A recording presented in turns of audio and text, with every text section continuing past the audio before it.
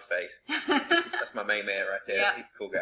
All right, well, I am Rachel, this is Josh, and we are the Working Vegans here from our kitchen, and we are going to show you how to make some vegan black bean burgers. And I always accidentally say vegetarian because I think I'm trying to say veggie burgers, and it comes out vegetarian, which they are also vegetarian, but they just happen to be vegan as well. So we are going to go ahead and get started. The first thing that I want to show you, you might not be able to see it very well because we got some stuff that's kind of in the way. I'm going to show you everything that we have chopped up so far, or I have chopped up so far. So right here, I've got some carrots that I have just kind of sliced really thinly, and you could probably slice them up a little bit more if you wanted to, if you wanted them a little bit more minced or diced. Then I've got an onion that I have diced, a whole onion. Are those sweet onions or yellow onions?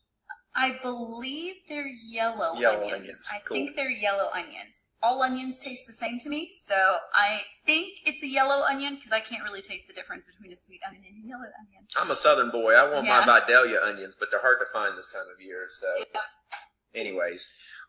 So I've got the whole onion. I've got a red bell pepper that I've chopped up as well.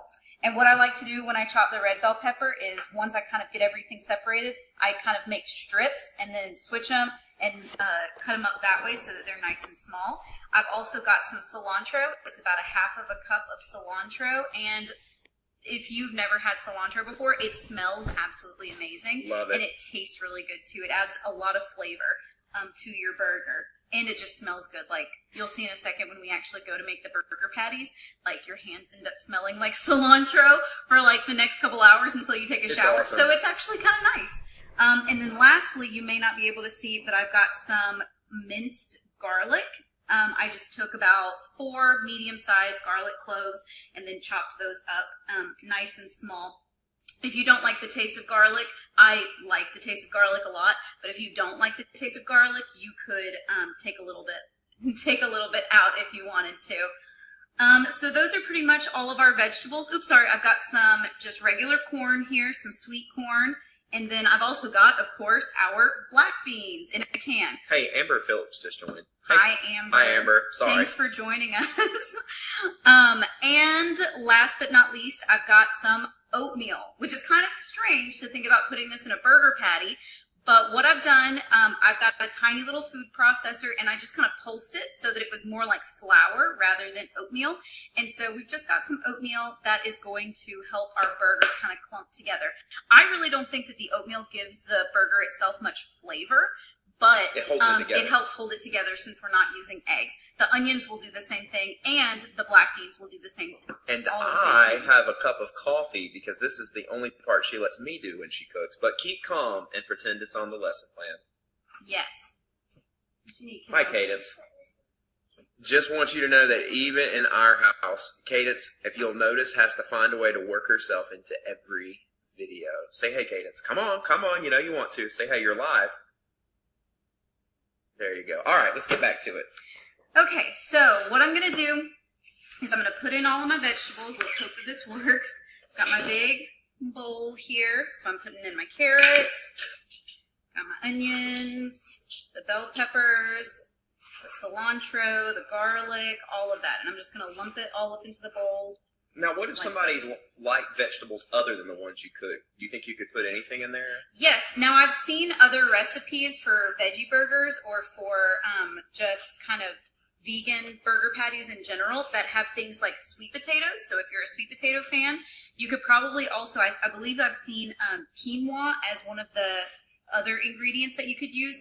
So if you wanted to use quinoa and black beans, or you could use sweet potatoes and black beans. You can pretty much, I've seen some store-bought burgers that have kale, carrots. Seems like there was something else. I don't think it was like broccoli. Like, I haven't seen one that's been made out of broccoli or anything like that. But you can pretty much figure out the taste that you want, and you can kind of make your own patty if you're feeling adventurous. Hey, Kaylin just joined. Hi, Kaylin. Hey, speaking of Kaylin that just joined, Kaylin has a video log called Plant-Based Kaylin. You can find that we've liked some of her videos before, but for those of you looking for other places, you should go check hers out as well. They're really, really good. She's really into smoothies. And yes, she has a really good video about smoothies. Yes. Hey, Kaylin, we're just repping you today. Great job. That's it. Okay, so I put in all of our vegetables as well as our oatmeal and our black beans. I'm not going to use this entire bowl of corn. I'm only going to use a little bit. I found by accident, because I just got lazy one day and didn't want to measure it out and just threw a bunch of corn in there. I found out that corn actually does the opposite. It kind of makes the burgers fall apart. It does not clump very well, even with all the black beans. So you definitely want to have less corn in this patty than black beans. You want to have more black beans because when you squish those, they're going to hold everything together. So I'm not going to use a lot. The recipe itself calls for about 1/3 of a cup or so, and then it says 1 15-ounce can of black beans. And I'll tell you the exact specifications here in just a few minutes, because I don't necessarily go by these specifications, but I will give them to you in case you want to go by these specifications. I cook by the man method, which is to eye it. Cool. Congratulations.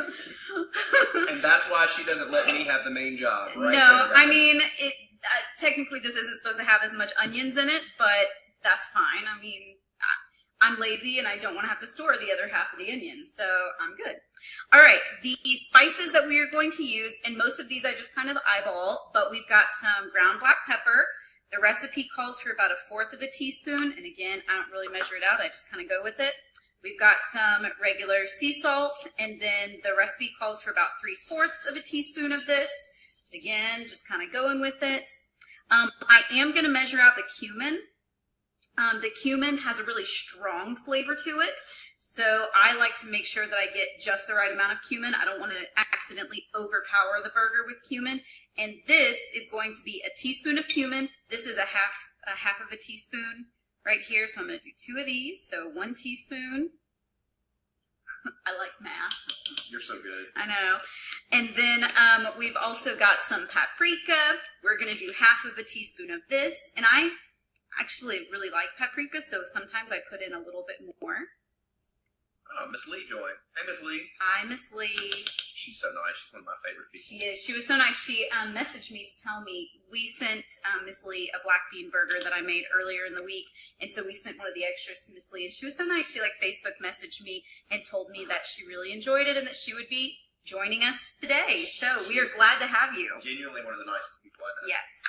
And then if you are a vegan, or if you are about to decide to become a vegan, this stuff is called nutritional yeast. And this is something that you are definitely going to want to invest in. We today actually just met some people at Kroger. We were doing our grocery shopping earlier, and we happened to see these people like down the aisle, and they were like, this is the stuff. It's called nutritional yeast. And like, we had not been able to find nutritional yeast at Kroger. So Josh and I both like looked up, and we were like, we need to go ask them where they found that. As it turns out, they are new vegans. They've been vegan for about 6 days. And so we were able to kind of help them out and explain what you can use nutritional yeast for, as well as like give them some tips that we have kind of encountered and some ideas of stuff that they can buy. Really nice. Eat. Yeah, they were really nice. And we even invited them to log in with us today. So hopefully maybe they'll tune in and we'll get to see them. So we are going to do 2 tablespoons of nutritional yeast. And the nutritional yeast, it has a bit of a cheesy flavor. So in a lot of recipes that are fake cheese, it'll call for nutritional yeast, but it also gives a lot of flavor. And it's got a lot of ingredients that are normally found in like meats and proteins that you can get without using meats and proteins. It also has a lot of protein in it, in case you've got a husband, or if you're a guy and watching this and you're curious where your protein comes from. It has 8 grams of protein per serving. So something I saw in the vegan bodybuilders, that's a great tool. They put a lot of stuff for protein. Yeah. Awesome.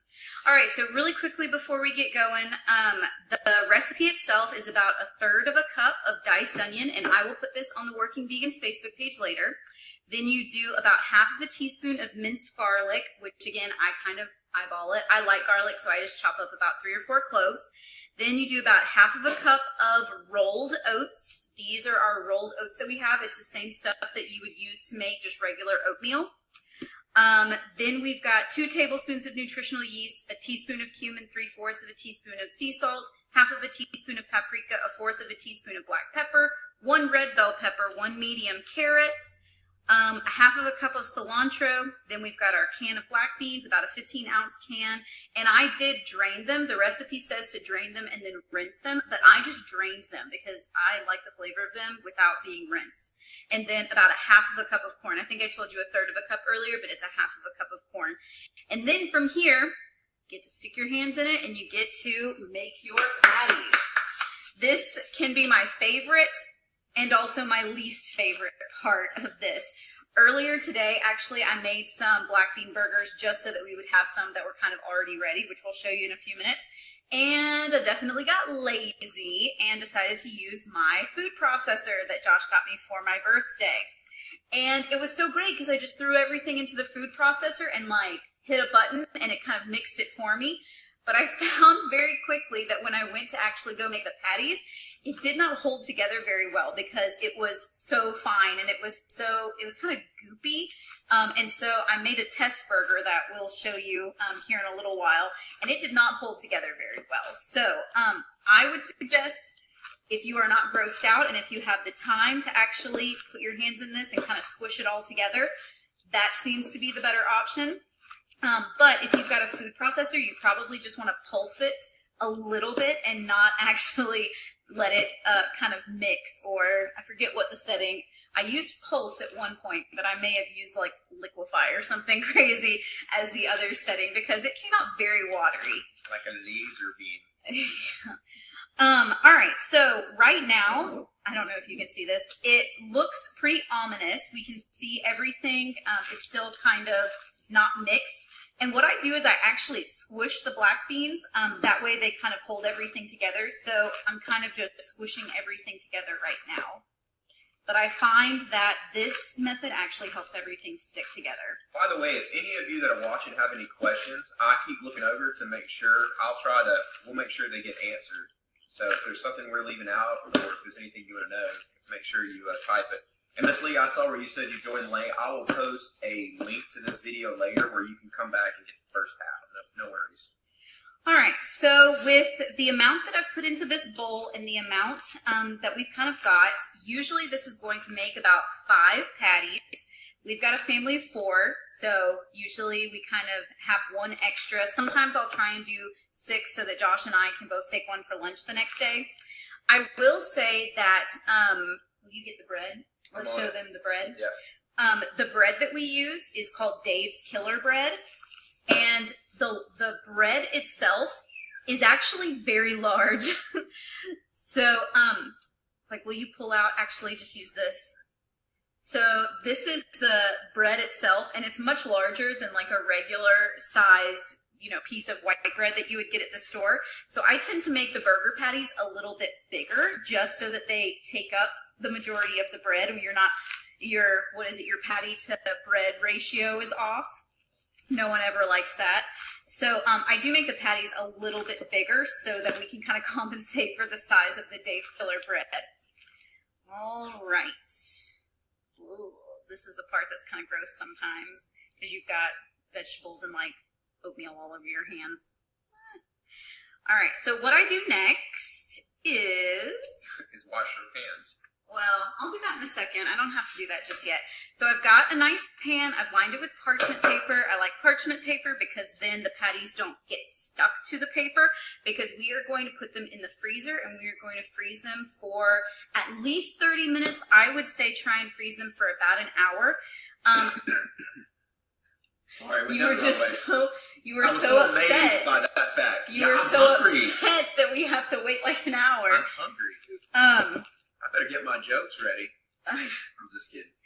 I forgot what I was saying. Oh, okay, so I have actually made the patties and put them straight into the skillet and gone ahead and fried them, or not fried them, but I've cooked them in the pan, and they don't hold together very well. So if you have time to put them in the freezer, even if it's for just like 30